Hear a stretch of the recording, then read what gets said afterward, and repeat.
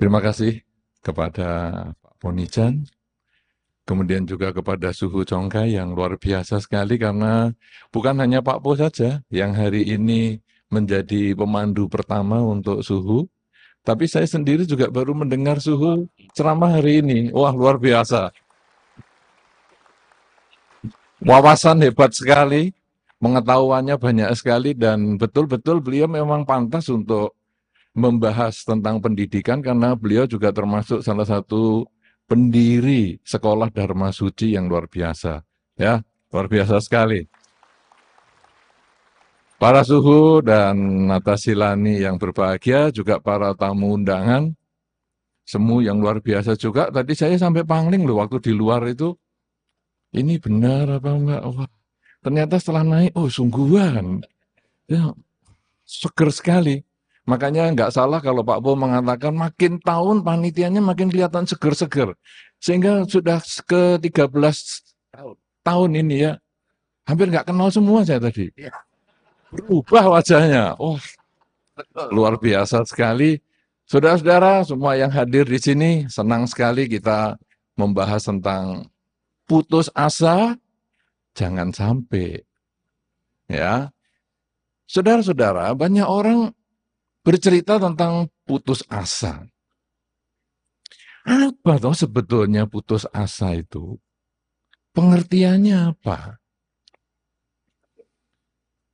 Saudara, di dalam beberapa sumber, sebetulnya putus asa itu adalah orang yang sudah males nyoba. Jadi kalau tadi diceritakan oleh Pak Po misalnya, biasanya juara satu, juara satu, juara satu, juara satu. Kemudian tidak juara satu. Akhirnya bunuh diri. Ini rasanya Pak Bu tadi curhat mungkin. Karena di belakang cerita tadi tentang cerita tentang anaknya Pak Po atau Pak Po Junior itu, Pak Liao sebetulnya ya, bukan Pak Po mestinya, Pak Liao. Karena dia Ponijan Liao. Masa namanya Pak Po? Ya, mestinya Pak Liao. Ini tidak mengakui sayanya bapaknya sendiri nih. Aduh. Memang Anda bapaknya sayanya Po? Kan enggak toh? Bukan. Nah, jadi Pak Liao ini, tadi Pak Liao Junior, kan dikatakan, dia nggak apa-apa lah, nggak ranking satu. Saya kan ranking satu terus. Nah, tapi kan nggak cerita ranking satu itu muridnya berapa.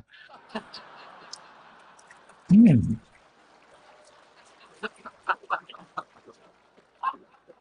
Ya, kemudian juga apakah pernah nggak ranking satu kan juga nggak cerita. Nah, sehingga kalau tadi ada cerita tentang bunuh diri di Jepang, saya kemudian dihubungkan dengan yang terakhir.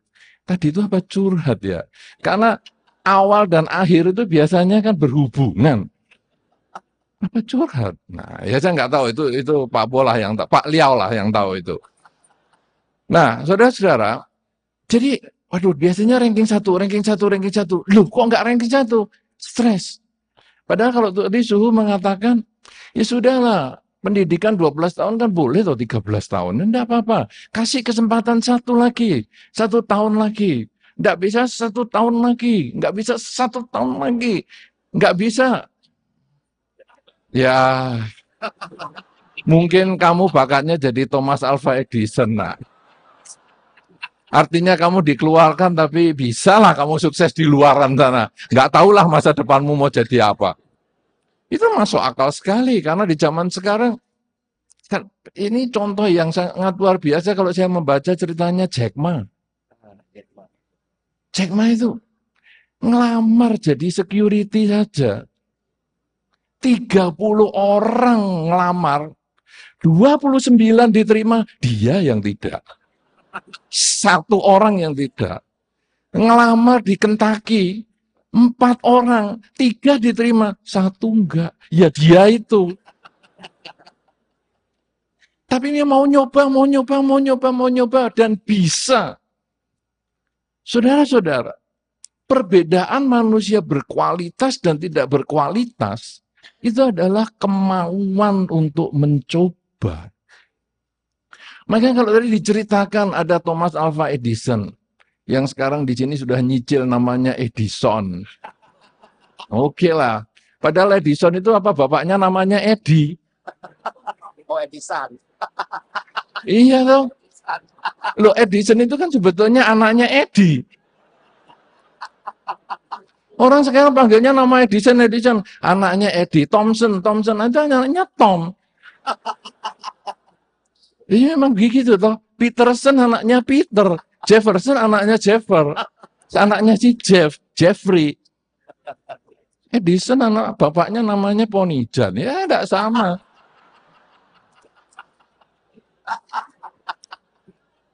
Nah, saudara-saudara, tadi Edison adalah cerita tentang perjuangan.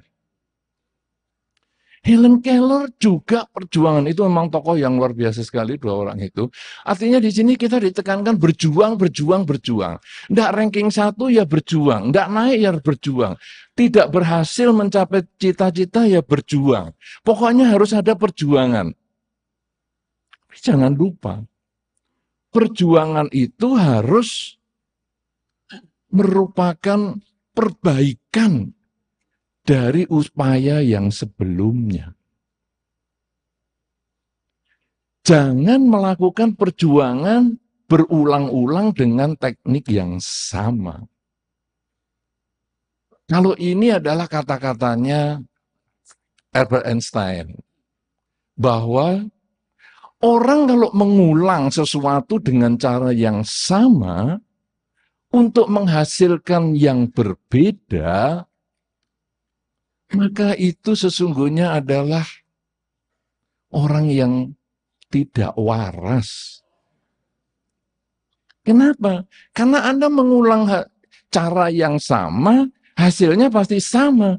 Tetapi kalau mengulang caranya itu diperbaiki, maka hasil mungkin akan berubah.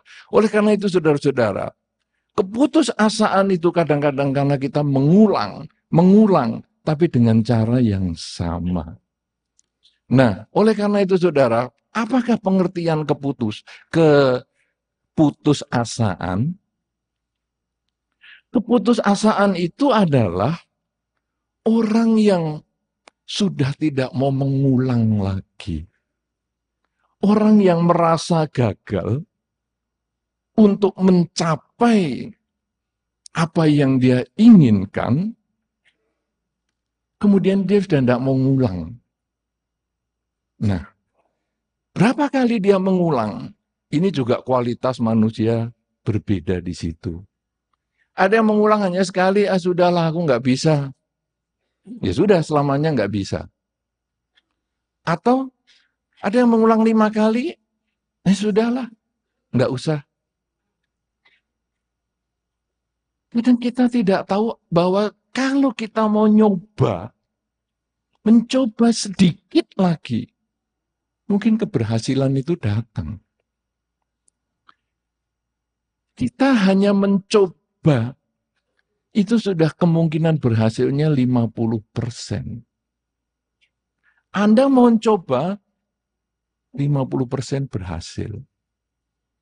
Tidak mau mencoba, 100% gagal.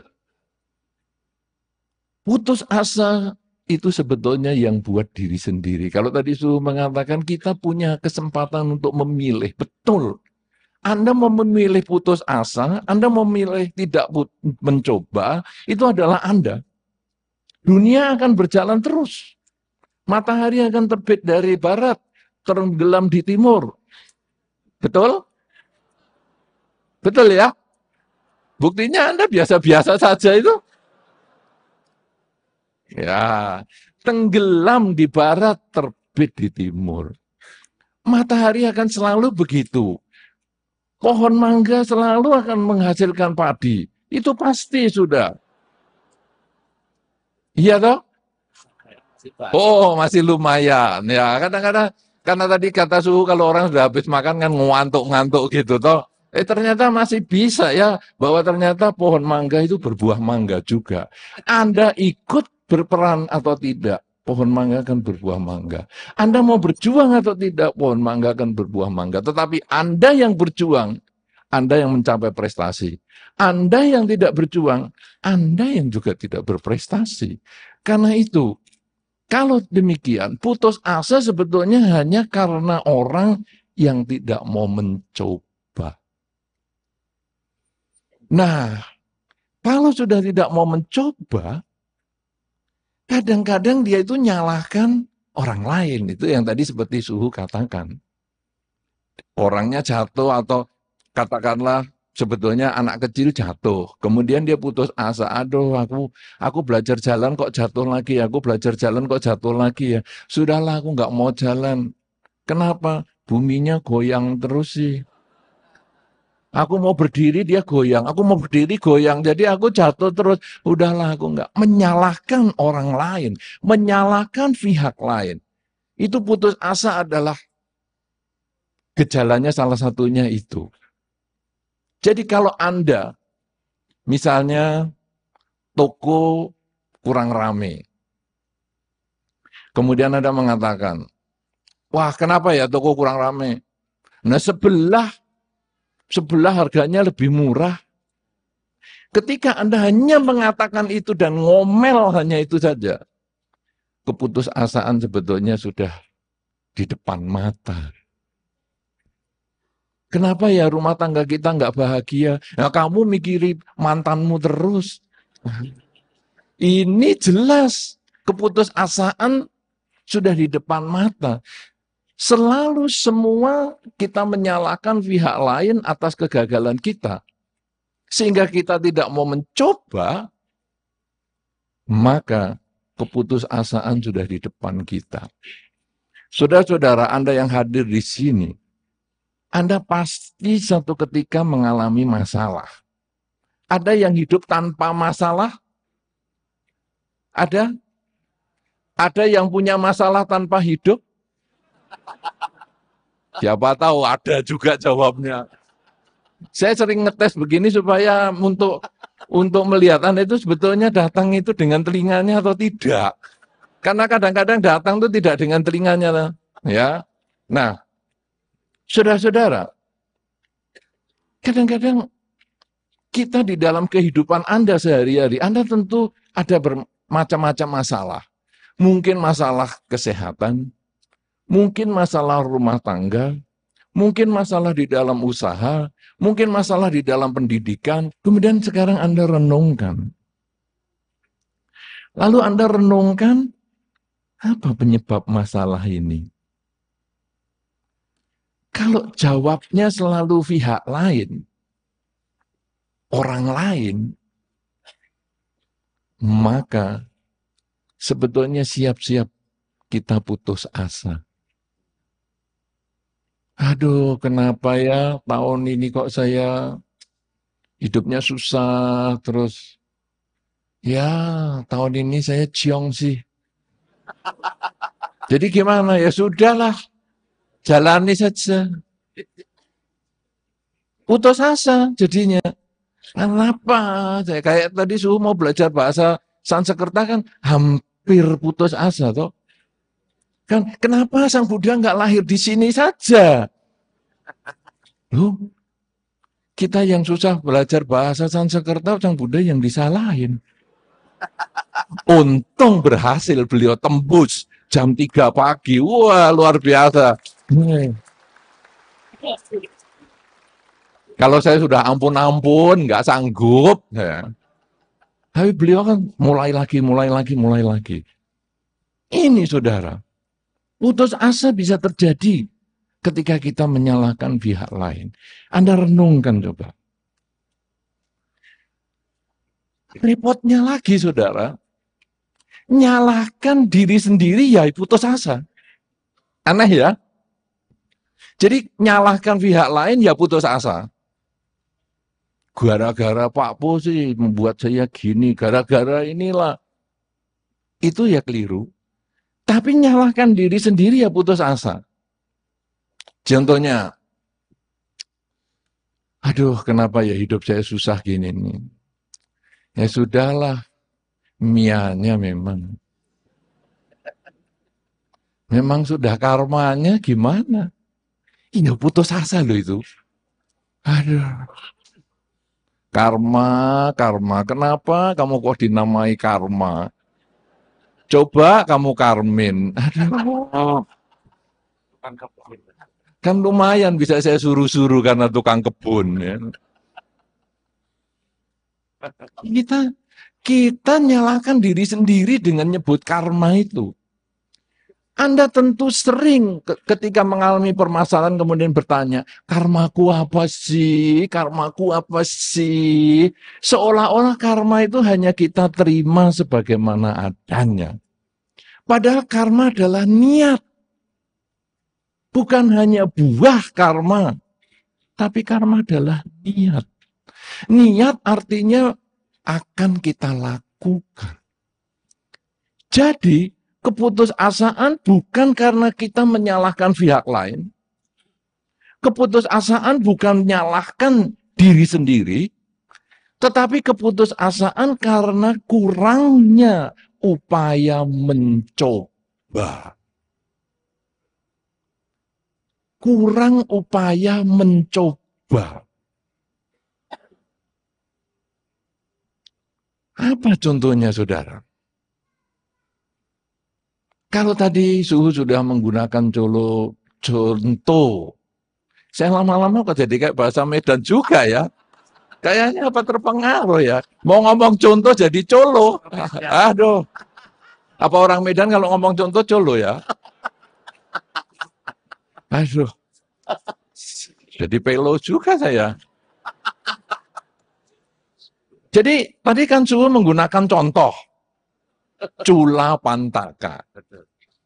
Itu adalah seorang biku yang, waduh, sulit sekali dididik. Aduh, sampai para guru-guru senior sudah angkat tangan, sudah sampai nyerah kepada Sang Buddha. Aduh, ini sudah tidak bisa ini. Dan Sang Buddha memberikan kain itu untuk digunakan sebagai latihan meditasi. Nah, saudara-saudara, saya akan cerita tentang Sang Buddhanya sendiri. Sang Buddha, ketika beliau masih bodhisattva, meninggalkan istana untuk bermeditasi, itu bukan sehari dua hari, bukan seminggu dua minggu, bukan sebulan dua bulan, tapi 6 tahun. Dan 6 tahun ini menggunakan cara yang berbeda-beda. Beliau pertama berguru kepada Udaka Ramabuta. Wah, teknik bermacam-macam diajarkan. Wah, ternyata hasilnya belum sesuai harapan. Oke, saya pindah ke Udaka Ramabuta. Alara Kalama. Pindah. Jadi ganti guru. Pakai cara lagi. Tidak bisa. Wah, sudahlah. Kalau gitu jadi guru sendiri aja. Belajar sendiri. Dan cara belajarnya itu tiap hari ada perubahan. Dicoba. Sampai 6 tahun. Nyoba dengan cara yang berbeda. Ini kalau tadi Einstein itu sudah tepat sekali. Mau mencoba tapi dengan cara yang berbeda. Bukan coba dengan cara yang sama. Untuk mengharap hasil yang berbeda. Coba. Sampai beliau ada kalau diceritakan itu yang berpuasa itu. Berpuasa, coba saya berpuasa keras sekali. Berpuasa kalau nggak makan gimana? Sampai kurus kering. Berpuasa kalau nggak napas gimana? Sampai napasnya katanya anginnya, udaranya keluar dari kuping. Gimana coba? Itu semua dicoba dan ternyata hasilnya tidak tepat. Wah, kalau hasilnya tidak tepat, saya nyoba cara yang berbeda lagi. Kalau nggak makan, nggak bisa minum, ataupun bernapas juga nggak bisa dikendalikan lagi, gimana? Ya sudahlah, sekarang makan normal-normal saja. Biasa-biasa saja. Pokoknya dikendalikan nafsu makannya. Sampai risikonya teman-temannya pergi semua. Karena temannya mengatakan, waduh ini Pangeran Siddhartha sudah tidak berpuasa lagi, sudah selemah ini jadi pertapa, nggak puasa, lemah ini, tinggal aja. Nggak masalah, biarkan mereka tinggalkan. Pokoknya saya mau berjuang. Dan usaha beliau berhasil. Saudara-saudara, ini beliau never give up. Tidak pernah menyerah. Apapun pengorbanannya, tidak pernah menyerah. Ketika beliau meninggalkan istana, pengorbanannya adalah harta, tahta, keluarga. Tinggalkan. Tidak menyerah. Kemudian beliau berjuang habis-habisan. Dengan guru, segala macam. Tidak ada yang lain. Ia jalankan terus. Sampai akhirnya berpuasa habis-habisan. Semua dilepaskan. Tetap tidak berhasil. Ketika beliau menjalankan jalan tengah, teman-temannya pergi. Nggak mau pusing. Tidak pernah menyerah. Kenapa saudara tidak pernah menyerah? Karena beliau punya tujuan. Saudara-saudara, Thomas Alva Edison mau mencoba, kalau tadi Suhu mengatakan lebih dari 2000, dalam salah satu sumber memang mendekati itu, yaitu hampir 3000. 3000 bahan material yang digunakan untuk lampu pijar. Sampai akhirnya beliau berhasil membuat lampu pijar. Dan beliau mengatakan, aku sudah tahu ada 3000 jenis material yang tidak bisa digunakan lampu pijar. Artinya 3000 itu tidak sia-sia. 3000 percobaan tidak sia-sia. Tetapi 3000 percobaan itu menjadi pembelajaran untuk tidak diulang di masa depan. Kenapa? Karena beliau punya cita-cita yang Pak Po sudah sampaikan tadi. Yaitu bahwa saya ingin membuat malam menjadi siang. Karena kalau siang menjadi malam, gampang sekali. Apa caranya? Bagaimana siang bisa menjadi malam? Tutup jendela. Tutup mata. Gampang sekali. Tapi kalau siang menjadi malam, Malam menjadi siang. itu yang tinggal tutup mata. Iya kan? Betul. Tapi kalau malam menjadi siang, itu yang buka mata pakai lampu. Karena kalau pakai lampu tutup mata, tetap malam, ya malam. Itu ada orang tidur, buka lampu tapi tidur. Nah, untuk apa? Boros-borosin bayaran aja, pulsa listrik jadi mahal. Orang tidur kok buka lampu. Ayo siapa yang tidur buka lampu? Katanya biar ngimpinya enak, lebih jelas. Kenapa tidur nggak pakai kacamata sekalian biar ngimpinya lebih jelas? Ada lagi. Nah, saudara-saudara, jadi Thomas Alva Edison itu punya cita-cita. Saya harus menjadikan malam menjadi terang. Jadi apapun yang saya lakukan, jenis bahan-bahan yang untuk lampu pijar, apapun juga saya akan coba. Sama dengan Pangeran Siddhartha, saya akan melenyapkan duka, melenyapkan ketidakpuasan. Ketika orang mengalami tua, sakit, dan mati, ada perubahan. Saya harus bisa menyelesaikan perubahan ini. Ini yang beliau jadikan tujuan. Oleh karena itu, saudara-saudara, bagi Anda yang punya masalah, kemudian kadang-kadang sudah sampai di ujung usaha, sudah nyoba lagi. Misalnya saja sudah ngelamar di 30 tempat, seperti Jack Ma, ngelamar di 34, ditolak semua. Enggak apa-apa, masih ada yang ke 31. 31 ditolak, masih coba ke 32. Masih coba lagi ke 33, dan seterusnya. Satu ketika, karena hidup itu tidak kekal, pasti jalan hidup kita itu berubah. Kenapa? Karena karma adalah niat.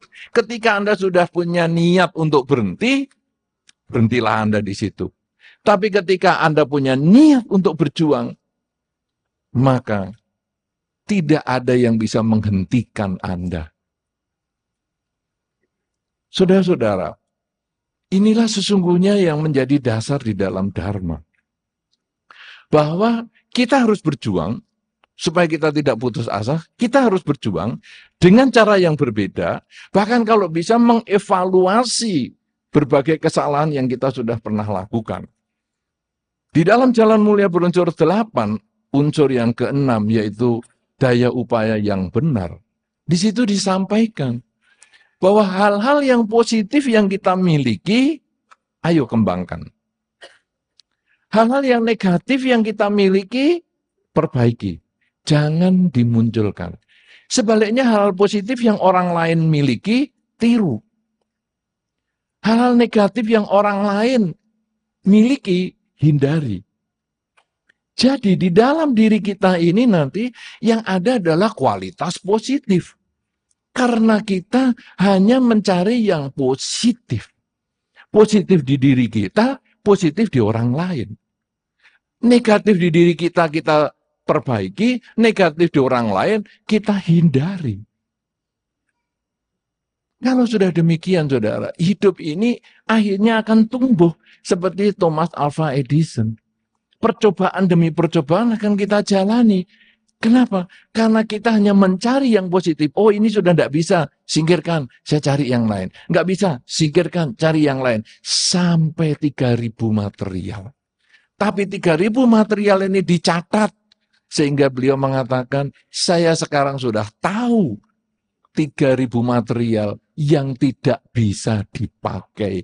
Sehingga nanti tidak mengulang cara yang sama. Tapi kalau mengulang cara yang sama, mengulang material ini sudah nggak bisa diulang, ya nanti Einstein mengatakan tadi, ya ini ketidakwarasan kalau sudah seperti ini.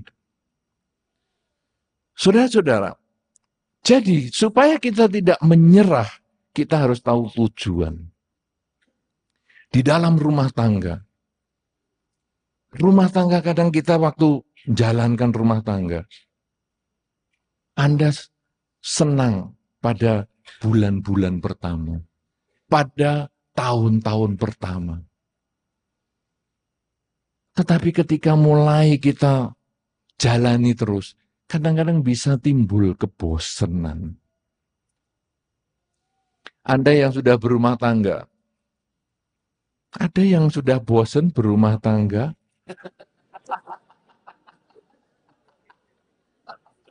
Ayo angkat tangan. Berani angkat tangan? Tak apa-apa, kalau berani nanti kemudian kita shoot dengan kamera dan kita abadikan. Karena nanti ini satu ketika dokumentasi ini akan kita edarkan secara luas, ya di-upload di internet juga. Siapa tahu pasangan hidup Anda itu melihat, oh dulu kamu tunjuk jari ya, oh berarti kamu sudah bosan ya, oke, kalau gitu aku function aja sekalian. Loh, daripada ngomong terus terang kan sungkan. Kira-kira ada yang mau tunjuk jari kalau sudah bosan berumah tangga? Nah, saudara-saudara, kalau ada orang yang bosan, walaupun mungkin Anda nggak berani tunjuk jari atau tunjuk jarinya, kan saya tunjuk jari atau Bante, tapi di dalam baju saya, ya tidak apa-apa lah. Saudara-saudara, kalau Anda merasa bosan dengan rumah tangga Anda, ada yang bosan dengan pekerjaan Anda, ada yang bosan dengan sekolah Anda, ada yang bosan dengan orang tua Anda. Ada loh yang bosan. Saya belum tanya nih kepada anaknya Pak Liao itu. Belum tanya. Dia bosan nggak semuanya papa model gini nih? Ya. Saya kan belum tanya. Artinya saya nggak tahu jawabannya bosan atau tidak. Saya nggak tahu. Siapa tahu dia happy sekali. Kan saya nggak tahu.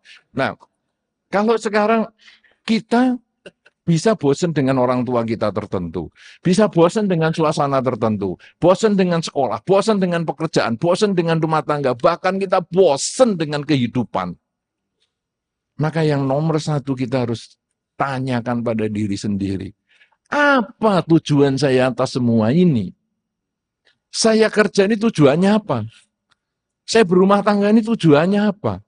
Saya sekolah ini tujuannya apa? Saya hidup ini tujuannya apa? Karena dengan tujuan itu membuat kita tidak bosan. Saudara-saudara, Anda tadi ke sini, mungkin ada sebagian di antara Anda yang terkena hujan lebat. Ada? Ada ya? Ada yang terkena macet panjang? Ada juga toh? Di bawah ya karena hujannya agak lebat turun tol terus agak macet toh? Tapi kenapa Anda nyampe ke sini? Kenapa Anda tidak give up? Ya sudahlah, macet. Berhenti aja. Ke mall ke sebelahnya nih. Kenapa Anda tidak menyerah? Kenapa Anda tidak putus asa? Karena Anda punya tujuan. Mau melihat Mr. Liao kayak apa sekarang? Wah, luar biasa, luar biasa. Mr. Liao dengan tenun batiknya yang luar biasa. Wah, boleh berdiri, puter-puter. Tenun mana ini? Tenun dari mana? Lampung. Luar biasa. Yang dari Aceh sudah dapat? Pak Edison ada tadi. Sudah dikenalkan loh Pak Edison. Wah, jangan macam-macam. Nah, saudara-saudara, Anda bisa sampai sini adalah karena Anda punya tujuan. Beratnya kayak apapun juga, capeknya kayak apapun juga, selama ada tujuan, bisa. Sekarang Anda coba lihat di dalam kehidupan rumah tangga Anda. Ada yang mungkin sudah setahun berumah tangga kemudian nggak pengen lanjut. 3 tahun kemudian juga nggak kepengen lanjut. Tapi kenapa mau terus? Kadang-kadang kan ada tujuan. Ya sudahlah. Saya sebetulnya nggak suka sama dia. Tapi mertuanya kaya. Kalau saya putus di tengah kan sayang. Usaha saya yang 3 tahun ini lepas begitu saja. Jadi ya lanjutlah.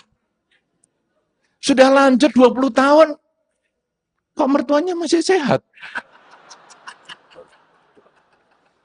Saya yang amsyong. Bahasa Medan katanya amsyong. Saya diajari kemarin. Ya, waktu pergi ke Balirejo, amsyong bahasa Medan, Bante. Amsyong. Orang Medan ini luar biasa. Saya yang enggak bisa, dipaksa harus bisa. Dia tidak belajar bahasa Indonesia, tidak belajar bahasa Jawa. Saya yang dipaksa belajar bahasa Medannya. Amsyong, Bante, amsyong. Apa itu? Itu bahasa Medannya ini, Bante. Me amsyong. Jadi satu kata yang saya tahu, amsyong. Karena itu diajarkan, tiap tahun diajari satu saya. Tahun lalu apa, Bante? Tempuk-tempuk boyaukin. Nah, itu tahun lalu saya diajari. Bante, kalau sama orang Medan ngomong gitu aja. Apa, Bante?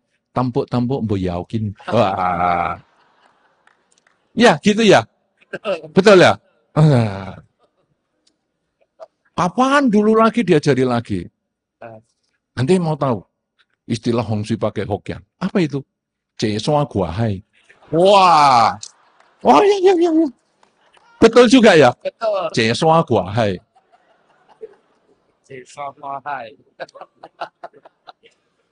Banyak, jadi saya kumpul sama orang Medan ini lama-lama rusak bahasa Jawa saya.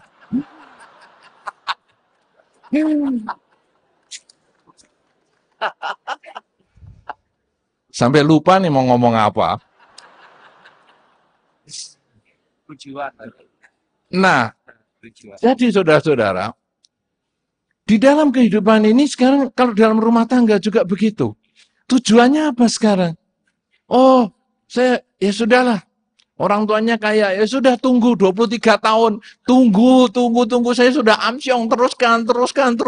Enggak apa-apa, hajar aja. Akhirnya kita yang mati duluan. Puasi istilah Medannya.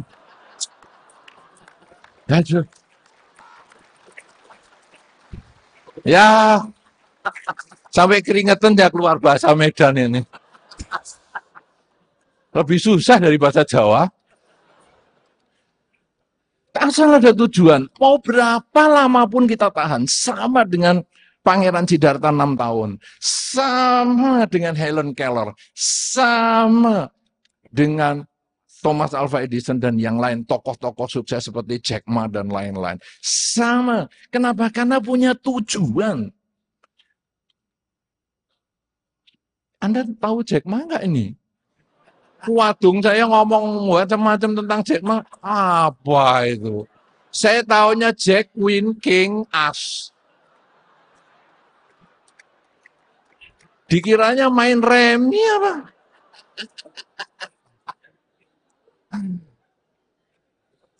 Kemudian saudara, orang dagang. Ada beberapa di antara Anda kan orang dagang semua. Banyak ya orang dagangnya. Dalam dagang, kadang-kadang kan Anda juga mengalami kesulitan toh di dalam dagang. Masa lancar sukses semua kan tidak toh. Tapi kenapa Anda mau buka terus? Kenapa Anda mau kerja terus? Kadang-kadang kemudian Anda lalu lihat, tujuan saya ini apa? Tujuan saya bekerja ini adalah supaya saya menghidupi anak. Oke lah, kalau saya supaya bisa menghidupi anak, ya sudah. Saya harus kerja. Jadi walaupun capek, walaupun sakit, walaupun jengkel, saya harus kerjakan. Oleh karena itu saudara-saudara, kita tidak akan pernah putus asa kalau kita tidak pernah menyalahkan pihak lain, juga tidak pernah menyalahkan diri sendiri. Tapi kita harus meningkatkan perjuangan kita, usaha kita. Dan usaha apa yang harus kita lakukan? Usaha yang selalu kita ubah dengan mengenalkan jalan mulia berunsur 8, tapi unsur yang ke-6, yaitu daya upaya yang benar. Apa saja yang baik di dalam diri kita, kita kembangkan. Apa yang baik pada orang lain, kita tiru. Apa yang buruk di dalam diri sendiri, kita perbaiki. Apa yang buruk di dalam orang lain, kita hindari. Kemudian, kita lalu ingat tujuan. Tujuan saya apa nih? Saya harus berjuang, dan tujuannya apa? Karena tujuan itu juga menjadi beban kita, tanggung jawab kita. Sama dengan tadi orang dagang. Saya kok nggak berhasil ya? Bagaimana ya? Saya mau majunya gimana ya? Aduh, aku berhenti aja ya. Enggak ah, saya akan menghidupi anak saya. Saya akan menghidupi keluarga saya. Berarti itu menjadi beban kita, menjadi tanggung jawab kita. Membuat kita ini akan terus berjuang. Dan akhirnya kita kemudian merenungkan. Semua jalan ada ujungnya. Artinya semua perjuangan pasti akan ada hasilnya. Kalau hari ini hasilnya masih negatif, tidak masalah. Saya akan berjuang lagi karena mungkin besok menjadi hasil yang positif. Besok belum positif, saya akan berjuang lagi. Mungkin berikutnya lagi akan lebih positif lagi. Karena dengan mencoba 50% berhasil. Tidak mencoba 100% gagal. Putus asa? No. Never give up. Terima kasih.